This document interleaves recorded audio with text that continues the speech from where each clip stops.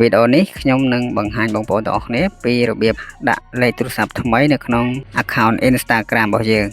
តោះអញ្ចឹងកុំឲ្យវាឆ្ងាយយើងទៅអនុវត្តដល់គ្នាតែម្ដងជំហានដំបូងយើងចុចបើក app Instagram មកបន្ទាប់មកទៀតយើងចុចសញ្ញា profile របស់យើងនៅខាងក្រោមគៀនខាងស្ដាំ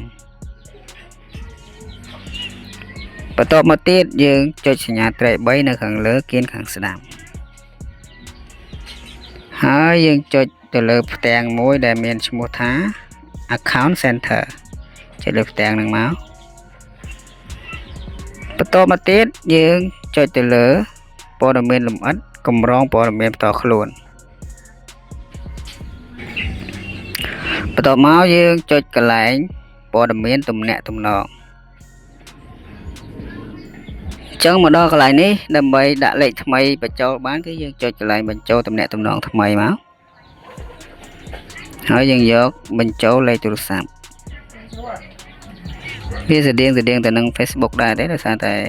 ជាក្រុមហ៊ុនតែមួយអញ្ចឹងបាទវាដូចគ្នាហ្មងមិនស្តៀងវាដូចគ្នាអូខេអញ្ចឹងយើងចុចបញ្ចូលលេខទូរស័ព្ទមកយើងវាយលេខថ្មីដែលយើងចង់ដាក់បាទឥឡូវខ្ញុំដាក់សិនបន្ទាប់ពីដាក់លេខថ្មីហើយយើងចុចគ្រីសកន្លែងនេះឬក៏ enter មកហើយយើងចុចបន្ទាប់បាទ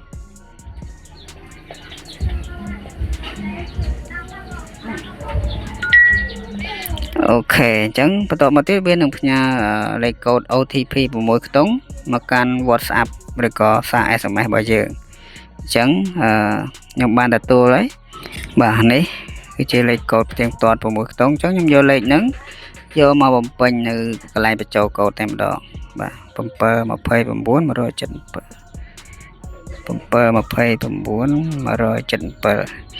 ញ្ចឹងបងប្អូនកុំវាយតាមខ្ញុំអាលេខកូដចំពោះលេខកូដផ្ទៀងផ្ទាត់យើងត្រូវមើលទៅលើសារ SMS ឬក៏កម្មវិធី WhatsApp ដែលគេផ្ញើលេខកូដមកចូលអញ្ចឹងណា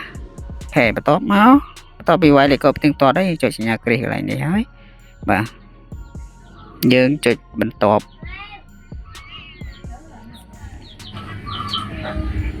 បាទអញ្ចឹងឥឡូវនេះខ្ញុំបានដាក់លេខថ្មីចូលទៅក្នុង account Instagram របស់ខ្ញុំរួចរាល់ហើយអូខេយើងចុចបិទមកបាទអញ្ចឹងសម្រាប់របៀបដាក់លេខទូរស័ព្ទថ្មីចូលទៅក្នុង account Instagram របស់យើងគឺមានប៉ុណ្ណឹងទេបាទអរគុណច្រើនសម្រាប់ការតាមដានទស្សនាវីដេអូមួយនេះតាំងពីដើមរហូតដល់ចប់ហើយបើសិនជាគិតថាវីដេអូរបស់ខ្ញុំមានប្រយោជន៍សូមកុំភ្លេចជួយចុចពាក្យជាវឬក៏ Subscribe Channel របស់ខ្ញុំម្នាក់មួយផងបងប្អូនយល់យ៉ាងណាដែរចំពោះវីដេអូមួយនេះអាចសរសេរ comment នៅខាងក្រោមវីដេអូបានហើយកុំភ្លេចជួយចែករំលែកឬក៏ share វីដេអូនេះទៅកាន់បងប្អូនយើងដទៃទៀតឲ្យគាត់បានឃើញផងអរគុណ